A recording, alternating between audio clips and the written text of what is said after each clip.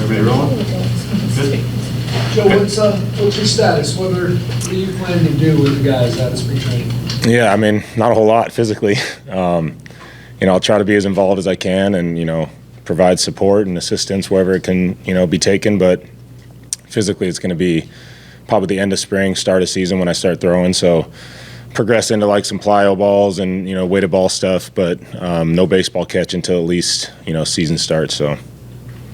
How much do you plan, given what your role has grown into being with this team, to be around the team this year while you're rehabbing from this long process? Yeah, I mean, I expect to have a normal travel schedule as far as the season's concerned. They want me here. I want to be here. Even in the past when I had to, skip out on a few of the Colorado series with the elbow issue over the last couple of years, like missing 3 games feels like you miss half the season, You come back and, everyone's talking about certain things. There's jokes going around. There's situations that you miss. There's conversations. So I like to be a part of that stuff. I don't like to feel like I'm playing catch up. So I'm going to be with them as much as I can. How much have you enjoyed taking on this kind of a role, hosting Camp 44, kind of being one of those guys in the clubhouse? Yeah.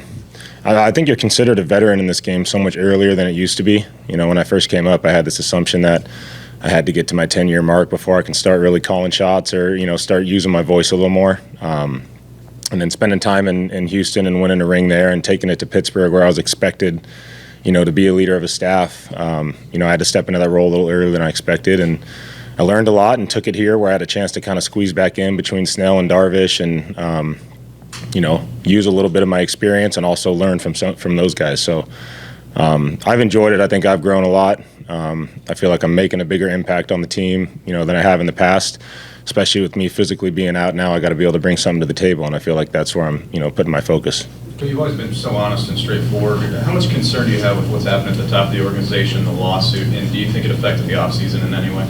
Yeah, I mean, there's a little uncertainty, but, I think everybody here trusts AJ, and I've gotten to spend, a handful of years with him now, and, he backs up what he says, and he's, made it a point to tell us that he's going to always do his best to put, the most competitive product on the field. And he's done nothing but that, in the time I've been here. So I got a lot of confidence in him. There's some uncertainty with what's going on up top, but really that's out of our control. I think, regardless of who's running the show at the top, we have a job to do, as a team. And, having the majority of guys that we had in the last couple of years coming back again with the same coaching staff and, the growth and the progress and, the fun that we had last year is just going to continue to grow with these guys. So I'm, a little more focused on that.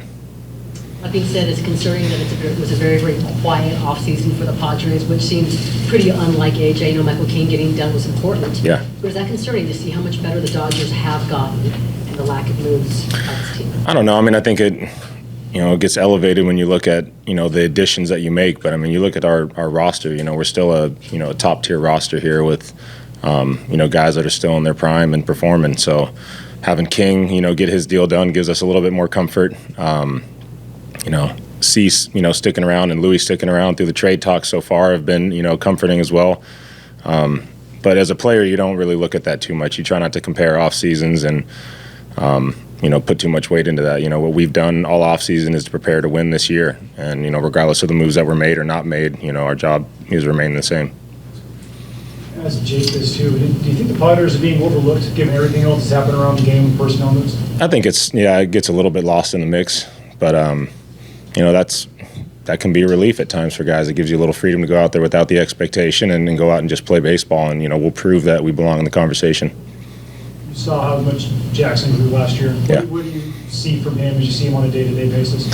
Yeah, just, full commitment, to his game, to the team, to growing as a baseball player and as a leader. He's, very quickly become a leader in the clubhouse. Whether that's, the big vocal leader or just by the way he performs and the consistency.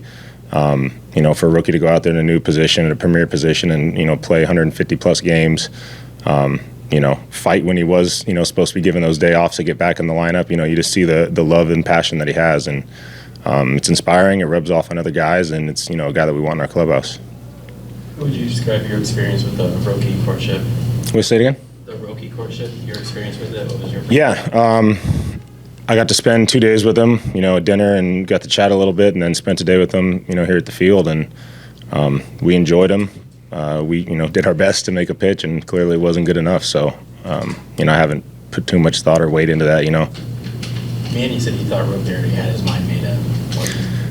Yeah, I mean, I don't know, dude. The guy's been on a world tour the last, couple of weeks, so probably a little bit worn out and exhausted. And, towards the end of that trip, maybe you don't get the freshest, most excited Roki. So, I don't know how to feel about that. I'm not in his head, so I'm not going to, say he acted a certain way. But I could see where Manny sees that. It, had a little feeling like he was either a bit worn out or kind of knew where he was going to go already and was just kind of doing the optics of going around and doing his visits. So.